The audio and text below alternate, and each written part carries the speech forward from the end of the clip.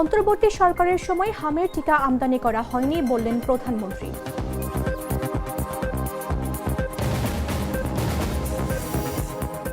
রক্ষণাবেক্ষণে ৭০,০০০ টাকা দেওয়া হয়, কিন্তু আমাদের গাড়ি নেই, সংসদে হাসনাত।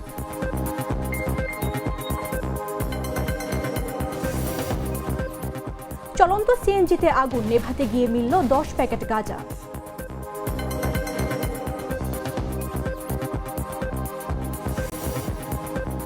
হরমুজ প্রণালী থেকে এবার ইসরায়েলি জাহাজ আটক করল ইরান।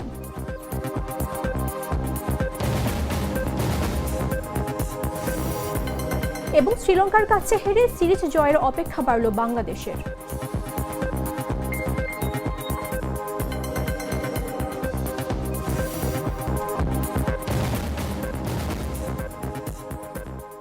আমন্ত্রণ সন্ধ্যা ৭টা নিউজে। আপনাদের সাথে রয়েছে আমি মামদুহা রাইসা।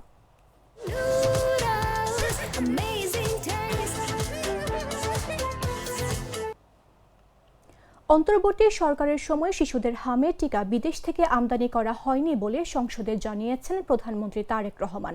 তিনি বলেন, আমরা সবাই মিলে স্বৈরাচারকে দেশ থেকে বিতাড়িত করেছি, কিন্তু দুঃখজনকভাবে সেই অন্তর্বর্তী সরকারের সময় শিশুদের হামের টিকা বিদেশ থেকে আমদানি করা হয়নি। বুধবার জাতীয় সংসদ অধিবেশন চলাকালীন প্রশ্নোত্তর পর্বে তিনি এসব কথা বলেন।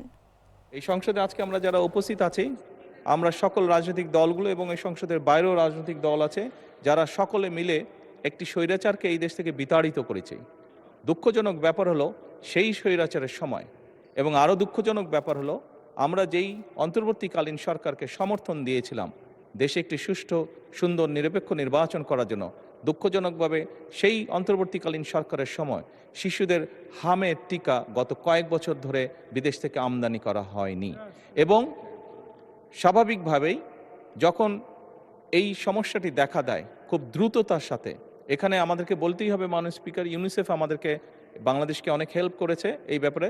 দ্রুত তারা হামের যে ভ্যাকসিনেশন সেটি খুব দ্রুততার সাথে পাঠিয়ে যায়, যার ফলে আমরা ওষুধগুলো পেয়েছি এবং প্রায় ২ কোটি শিশুকে এই হামের ভ্যাকসিনেশন। পহেলা বৈশাখকে ঘিরে বড় প্রত্যাশা থাকলেও এবার ব্যবসায়ীদের জন্য এসেছে হতাশার খবর। প্রায় ২০,০০০ কোটি টাকার লক্ষ্য থাকলেও বিক্রি হয়েছে মাত্র ৭,০০০ কোটি টাকা।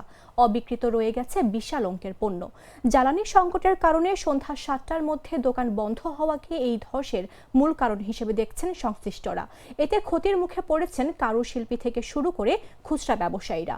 পরিস্থিতি সামাল দিতে দোকান খোলা রাখার সময় দাবি বাড়ানোর কথা বলেছে ব্যবসায়ীরা। এমদাদুল হক তুহিনের পাঠানো তথ্যে বিস্তারিত জাগরিক রিপোর্টে।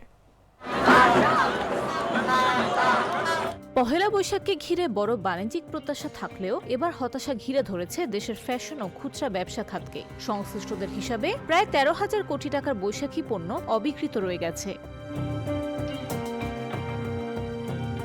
ব্যবসায়ীরা জানাচ্ছেন, এবারের বৈশাখ উপলক্ষে প্রায় ২০,০০০ কোটি টাকার বেচাকেনার লক্ষ্য ছিল, কিন্তু বাস্তবে বিক্রি হয়েছে মাত্র ৭,০০০ কোটি টাকার মতো, অর্থাৎ মোট পণ্যের প্রায় ৪০% বিক্রি হয়নি।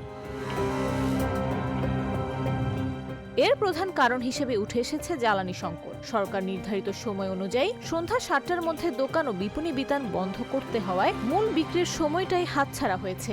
ব্যবসায়ীদের মতে, সাধারণত সন্ধ্যার পর থেকে ক্রেতাদের ভিড় বাড়ে, কিন্তু সেই সময় দোকান বন্ধ থাকায় বিক্রি কমে যায়। ফ্যাশন উদ্যোক্তারা বলছেন, গত বছরের তুলনায় প্রস্তুতি ছিল অনেক বেশি। ঈদ ও বৈশাখের মধ্যে সময়ের ব্যবধান থাকায় নতুন ডিজাইন ও পণ্য বাজারে আনা হয়েছিল ব্যাপকভাবে। তবে প্রত্যাশা অনুযায়ী ক্রেতা না আসায় বড় অংশের পণ্য অবিক্রিত থেকে গেছে। বিভিন্ন ব্র্যান্ডের দাবি ২০ থেকে ৫০% পর্যন্ত পণ্য বিক্রি হয়নি। এতে ক্ষতিগ্রস্ত হয়েছেন কারুশিল্পী, ডিজাইনার, উৎপাদক থেকে শুরু করে খুচরা ব্যবসায়ীরা। অনেকের মূলধন আটকে গেছে, দেখা দিয়েছে বেতন ও ভাড়া পরিশোধের সংকট। ব্যবসায়ী নেতারা সতর্ক করছেন, পরিস্থিতির উন্নতি না হলে কর্মচারী ছাঁটাইয়ের মতো কঠিন সিদ্ধান্ত নিতে হতে পারে। তারা দোকান খোলা রাখার সময় রাত ৯টা বা ১০টা পর্যন্ত বাড়ানোর দাবি জানিয়েছেন। সব মিলিয়ে বৈশাখের আনন্দের মৌসুম এবার ব্যবসায়ীদের জন্য পরিণত হয়েছে বড় আর্থিক চাপে। এখন পরিস্থিতি সামাল দিতে দ্রুত নীতিগত সিদ্ধান্তের অপেক্ষায় সংশ্লিষ্টরা। নিউজ অন্যান্য সরকারি সুবিধার মতো করে গাড়ির দাবি করে কুমিল্লা ৪ আসনের সংসদ সদস্য হাসনাত আব্দুল্লাহ বলেছেন, আমরা ট্যাক্স ফ্রি গাড়ি নেব না। বিভিন্নভাবে এটা নিয়ে বিভ্রান্তি ছড়ানো হয়েছে। সরকারি গাড়ি চেয়েছিলাম, যতদিন এমপি থাকবো ততদিন গাড়ি থাকবে। গাড়ি রক্ষণাবেক্ষণে 40,000 টাকা করে দেওয়া হয়, কিন্তু আমাদের 70,000 টাকা দেওয়া হয়, কিন্তু আমাদের গাড়ি নেই। বুধবার জাতীয় সংসদের অধিবেশনে দেওয়া এক বক্তব্যে তিনি এসব কথা বলেন।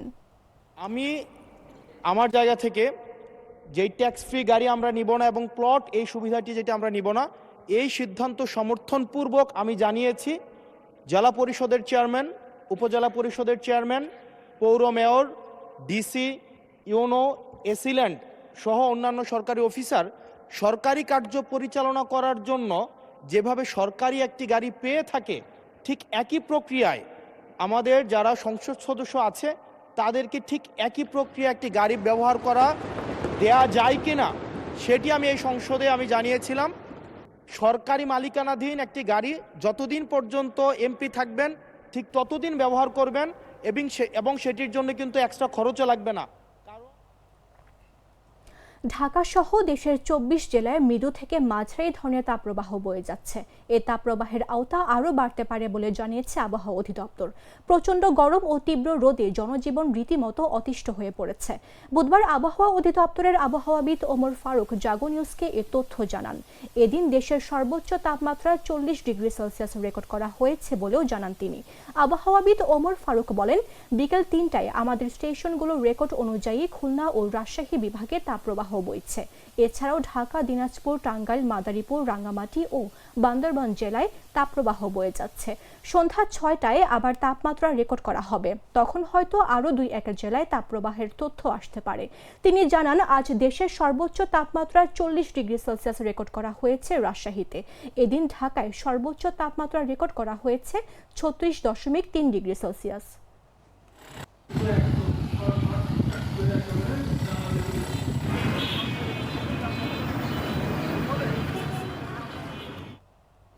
6 বছর ধরে বন্ধ একটি চিনিকল, আর সেই সঙ্গে থমকে আছে হাজারো মানুষের জীবন। গাইবান্ধার মহিমাগঞ্জে অবস্থিত রংপুর চিনিকল ঘিরে একসময় গড়ে উঠেছিল কৃষি ও শিল্প নির্ভর অর্থনীতি। আজ সেখানে শুধু নীরবতা, পরিত্যক্ত যন্ত্রপাতি আর হতাশ মানুষের দীর্ঘশ্বাস। শ্রমিক কর্মচারীরা বেকার, আখ চাষিরা দিশেহারা। দ্রুত মিল চালুর দাবিতে সরব স্থানীয়রা। বিস্তারিত জাগো ডেস্ক রিপোর্টে। গাইবান্ধার মহিমাগঞ্জে অবস্থিত রংপুর চিনিকল। একসময় এই অঞ্চল জুড়ে কর্মচাঞ্চল্যে ভরপুর এই শিল্প প্রতিষ্ঠানটি এখন প্রায় পরিত্যক্ত। প্রায় 6 বছর ধরে বন্ধ থাকায় 35 একর কারখানা চত্বর জঙ্গলে পরিণত হয়েছে। খোলা আকাশের নিচে পড়ে থেকে নষ্ট হচ্ছে আখ পরিবহনের যানবাহন, আর ভেতরে কোটি কোটি টাকার যন্ত্রপাতিতে ধরেছে মরিচা। 1954 সালে প্রতিষ্ঠিত এই চিনিকলকে ঘিরে গড়ে উঠেছিল 7 উপজেলার আখ চাষ ভিত্তিক অর্থনীতি। কিন্তু 2020 সালে লোকসান কমানোর অজুহাতে বন্ধ করে দেয়া হয় মিলটি। মিল বন্ধ হওয়ার পর প্রায় 30,000 শ্রমিক, কর্মচারী ও আখ চাষির জীবিকা হয়ে পড়েছে অনিশ্চিত। চাষি আমাদের এই সুগার মিলের সঙ্গে কমপক্ষে 10 লক্ষ লোক জড়িত, কিন্তু আজকে এই বিগত সময়ে ফ্যাসিস্ট সরকারের আমলে মিলটি বন্ধ হওয়াতে এই 10 লক্ষ লোকের মধ্যে যারা কমপক্ষে 300-400 লোক আমরা এই সুগার মিলে চাকরি করতেছিল, যারা তাদের ছেলে মেয়ে অনেকেই মারা গেছে, অনেকেই দিনে হয়তো খুব কষ্টে আছে। একসময় এই মিলের জন্যই হাজার হাজার একর জমিতে আখ চাষ হতো। এখন সেই জমি দখলের ঝুঁকিতে। স্থানীয়দের অভিযোগ, ভূমিদস্যুদের পাশাপাশি কিছু গোষ্ঠী জোরপূর্বক জমি দখল করে লিজ দিচ্ছে। চিনিকল বন্ধ থাকলেও সম্পদ রক্ষায় এখনো ব্যয় হচ্ছে লাখ লাখ টাকা, অথচ উৎপাদন বন্ধ থাকায় বাড়ছে লোকসানের বোঝা। আমার মতো বহু শ্রমিক কর্মচারী চাকরিচ্যুত হয়, কর্মচ্যুত হয়, তখন থেকেই আমরা অনাহারে অর্ধাহারে আসি। বহু শ্রমিক কর্মচারী না খেয়ে তারা মারা গেছে, কিছু অসুস্থতায় ভুগছে এবং আমরা কোনো রকমে দাঁড়িয়ে আছি। শ্রমিকদের দাবি, মিল চালু হলে শুধু কর্মসংস্থানই বাড়বে না, পুনরুজ্জীবিত হবে পুরো এলাকার কৃষি অর্থনীতি। আমাদের গোবিন্দগঞ্জ উপজেলার মাননীয় সংসদ সদস্য সংসদে এই মিলটি পুনরায় চালু করার জন্য উনি আহ্বান করছেন এবং সেই অবস্থায় এখন বর্তমান আমরা আশাবাদী যে এই মিলটি পুনরায় চালু হবে। স্থানীয় সংসদ সদস্যের পক্ষ থেকেও জাতীয় সংসদে মিল চালুর দাবি তোলা হয়েছে। এতে নতুন করে আশার আলো দেখছেন কৃষক ও শ্রমিকরা। তাদের প্রত্যাশা শুধু প্রতিশ্রুতি নয়, দ্রুত কার্যকর পদক্ষেপে আবার চালু হবে রংপুর চিনিকল, ফিরবে জীবনের চাকা। নিউজ ডেস্ক, জাগো নিউজ।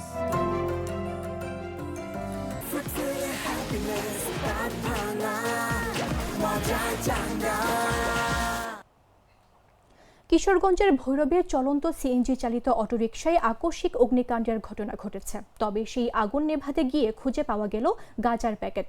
অটোরিকশাটির ভেতরে 10টি প্যাকেটে মোট 19 কেজি গাঁজা যায়। বুধবার সকালে ভৈরব পৌর শহরের চণ্ডীবের উত্তরপাড়া প্রাইমারি স্কুলের সামনে এই চাঞ্চল্যকর ঘটনা ঘটে। খবর পেয়ে ভৈরব থানা পুলিশ ঘটনাস্থল থেকে মাদকসহ সিএনজি চালিত অটোরিকশাটি জব্দ করেছে। স্থানীয় সূত্রে জানা যায়, বুধবার সকালে একটি সিএনজি চালিত অটোরিকশা চণ্ডীব এলাকার দিয়ে যাওয়ার সময় হঠাৎ সেটিতে আগুন ধরে যায়। চালক তড়িঘড়ি করে গাড়িটি রাস্তার পাশের একটি পতিত জমিতে নামিয়ে আগুন নেভানোর চেষ্টা করেন। এ সময় স্থানীয়রা সহযোগিতার জন্য এগিয়ে গেলে চালক আতঙ্কিত হয়ে গাড়ি ফেলে দ্রুত পালিয়ে যান। চালকের রহস্যময় পলায়নে স্থানীয়দের সিএনজিটির কাছে গেলে ইঞ্জিনের পাশে একটি ছেঁড়া প্যাকেট সহ মোট 10টি প্যাকেটে বিপুল পরিমাণ গাঁজা দেখতে পান তারা। পরে স্থানীয়রা তাৎক্ষণিকভাবে 999-এ কল করে বিষয়টি পুলিশকে জানায়। খবর পেয়ে ভৈরব থানা পুলিশ ঘটনাস্থলে পৌঁছে গাঁজা সহ নম্বরবিহীন অটোরিকশাটি থানায় নিয়ে যায়। এ বিষয়ে ভৈরব থানার পরিদর্শক লিমন বোস বলেন, আমরা 999-এর মাধ্যমে খবর পেয়ে দ্রুত ঘটনাস্থলে পুলিশ পাঠাই। সেখান থেকে পরিত্যক্ত অবস্থায় 10টি প্যাকেটে 19 কেজি গাঁজা উদ্ধার করা হয়েছে। অটোরিকশাটিতে কোনো নম্বর প্লেট ছিল না।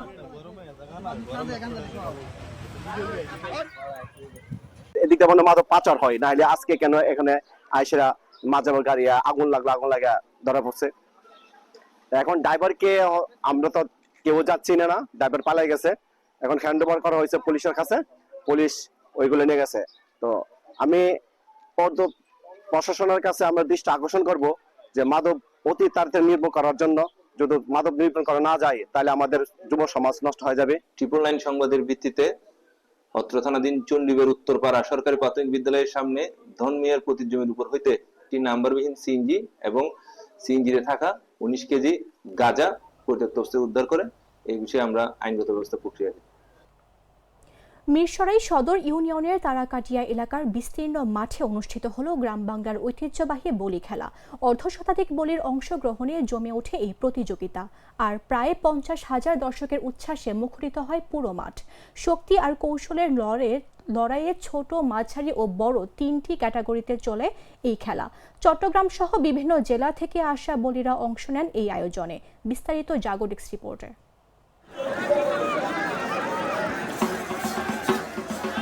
মিরসরাই সদর ইউনিয়নের তারাকাটিয়া এলাকার বিস্তীর্ণ মাঠে গ্রাম বাংলার ঐতিহ্যবাহী বলি খেলা অনুষ্ঠিত হয়েছে। অর্ধশতাধিক বলির অংশগ্রহণ এবং 50,000-এরও বেশি দর্শক সমাগমে মুখরিত হয়ে ওঠে পুরো মাঠ। চারপাশে হাজারো দর্শকের ভিড়, হাততালি আর উচ্ছ্বাসে মুখর পরিবেশ। মাঝখানে শক্তি আর কৌশলের লড়াইয়ে মেতে ওঠেন দুই বলি। একে একে চলতে থাকে প্রতিযোগিতা। প্রায় অর্ধশত বলির অংশগ্রহণে জমে ওঠে ঐতিহ্যবাহী এই বলি খেলা। দুপুর গড়াতেই মাঠে নামতে শুরু করে দর্শকের ঢল। এখানে ঐতিহ্যবাহী বলি খেলা শুনেছি, পাবলিসিটি করেছে, আমরা তাই এই খেলা দেখতে এসেছি। আয়োজন খুবই ভালো, মানুষজন অনেক, সবাই মজা করতেছে, মজা নিতেছে, সবাই করতেছে। মিরসরাই ছাড়াও চট্টগ্রাম, কক্সবাজার, নোয়াখালী, লক্ষ্মীপুর, ফেনী সহ বিভিন্ন জেলা থেকে আসা বলিরা অংশ নেন এই প্রতিযোগিতায়। ছোট, মাঝারি ও বড় 3টি ক্যাটাগরিতে অনুষ্ঠিত হয় খেলা। বিজয়ীদের মাঝে ফ্রিজ, টিভি, ফ্যান, বাইসাইকেল সহ বিভিন্ন পুরস্কার তুলে দেন অতিথিরা। প্রতিযোগীরা জানান, বলি খেলা শুধু প্রতিযোগিতা নয়, এটি গ্রাম বাংলার একটি ঐতিহ্য যা ধরে রাখতে তারা নিয়মিত অংশ নেন। দীর্ঘদিন পর এমন আয়োজনে অংশ নিয়ে উচ্ছ্বাস প্রকাশ করেন অনেকেই। আয়োজকরা জানান, মিরসরাই সদর ইউনিয়নের সুফিয়া রোড বটতল যুব সমাজের উদ্যোগে এই আয়োজন করা হয়েছে। খেলায় বিজয়ীদের জন্য রাখা হয় fridge, TV, bicycle, ceiling fan সহ নানা আকর্ষণীয় পুরস্কার। এলাকাবাসীর উদ্যোগে বলি খেলা অনুষ্ঠিত হয়, কিন্তু বিগত 15-20 বছর কোনো অনুষ্ঠান হয় না বিভিন্ন কারণে। ওনার সাংস্কৃতিক মনা ছিল না, ওনারা ছিল অন্য মন মানসিত থাকার কারণে। এখন সাংস্কৃতিক মনার কারণে আমাদের পূর্বপুরুষদের ঐতিহ্য ধরে রাখার জন্য এখন থেকে এলাকাবাসীর উদ্যোগে প্রতি বছর আমাদের এখানে বলি খেলা এবং সাংস্কৃতিক কার্যক্রম হয়ে থাকবে এবং এটার কারণে মানুষের মধ্যে সম্প্রীতির ভাবটা বাড়ে। এবং গ্রাম বাংলার হারিয়ে যাওয়া ঐতিহ্যকে নতুন প্রজন্মের কাছে তুলে ধরতেই এই আয়োজন বলে জানিয়েছেন আয়োজকরা। পহেলা বৈশাখকে ঘিরে এমন আয়োজন ভবিষ্যতে অব্যাহত রাখার প্রত্যাশা তাদের। নিউজ ডেস্ক, জাগো নিউজ।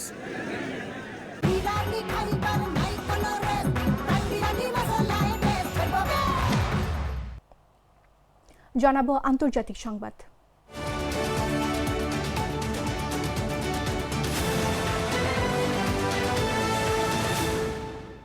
হরমুজ প্রণালীতে নিয়ম লঙ্ঘনের অভিযোগে 2টি ইসরায়েলি জাহাজ আটক করেছে ইরানের ইসলামিক রিভলিউশনারি গার্ড কোর।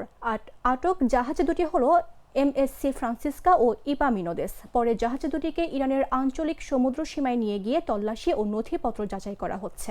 বুধবার IRGC জানায় জাহাজ দুটি অনুমোদন ছাড়া চলাচল করছিল এবং নেভিগেশন ব্যবস্থা বিকৃত করে হরমুজ প্রণালী পার হওয়ার চেষ্টা করছিল। এতে সামুদ্রিক নিরাপত্তা ঝুঁকিতে পড়েছিল বলে দাবি করা হয়। গোয়েন্দা তথ্যের ভিত্তিতে অভিযান চালিয়ে জাহাজ দুটি আটক করা হয়েছে বলে জানায় সংস্থাটি। IRGC আরও হুঁশিয়ারি দিয়ে বলেছে, হরমুজ প্রণালীতে ইরানের নিয়ম লঙ্ঘনের যে কোনো চেষ্টা কঠোরভাবে মোকাবেলা করা হবে। এদিকে ইরানের লিগ্যাল মেডিসিন অর্গানাইজেশন জানিয়েছে 28 ফেব্রুয়ারি থেকে 10 এপ্রিল পর্যন্ত যুক্তরাষ্ট্র ইসরায়েলি হামলায় 3,375 জন নিহত হয়েছে। পরিস্থিতি ঘিরে মধ্যপ্রাচ্যে উত্তেজনা অব্যাহত রয়েছে।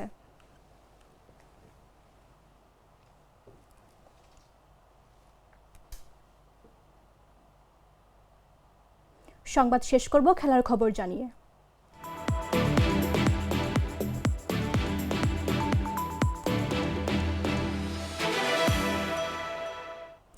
বাংলাদেশ নারী দল দ্বিতীয় ওয়ানডেতে ব্যাটিং ব্যর্থতায় হেরে সিরিজের সমতা হারিয়েছে। শ্রীলঙ্কার বিপক্ষে 4 উইকেটে হেরে 3 ম্যাচ সিরিজে 1-1 সমতায় দাঁড়িয়েছে দুই দল।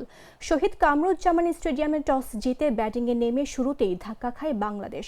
4 রানে 2 উইকেট হারায় স্বাগতিকরা। পরে শারমিন সুলতানা 25 রান ও নিগার সুলতানা জ্যোতি 58 রানের ইনিংস খেললেও বড় সংগ্রহ করা সম্ভব হয়নি। শেষ পর্যন্ত 45.5 ওভারে 165 রানে অল আউট হয় বাংলাদেশ। শ্রীলঙ্কার হয়ে চামারি আতাপাত্তু 3 উইকেট নেন। লক্ষ্য তারায় নেমে হর্ষিতা সামারা বিক্রমা 50 এবং হানসিমা ও আতাপাত্তু 40 করে দলকে এগিয়ে নেন। 70 বল হাতে রেখে জয় নিশ্চিত করে শ্রীলঙ্কা। বাংলাদেশের নাহিদা আক্তার 4 উইকেট নেন, তবে তা জয়ের জন্য যথেষ্ট হয়নি। ব্যাটিং ব্যর্থতাই সিরিজের সমতা হারানোর মূল কারণ হিসেবে দেখা হচ্ছে।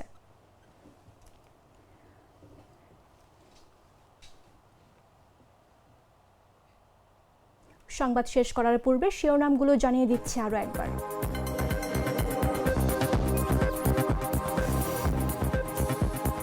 অন্তর্বর্তী সরকারের সময় হামের টিকা আমদানি করা হয়নি বললেন প্রধানমন্ত্রী।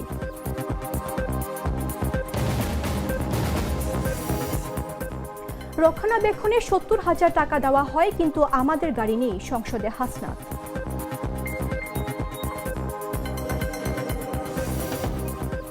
চলন্ত সিএনজিতে আগুন নেভাতে গিয়ে মিলল 10 প্যাকেট গাঁজা।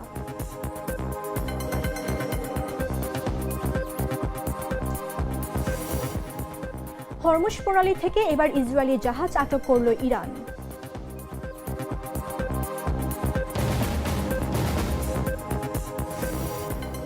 এবং শ্রীলঙ্কার কাছে হেরে সিরিজ জয়ের অপেক্ষা বাড়ল বাংলাদেশের।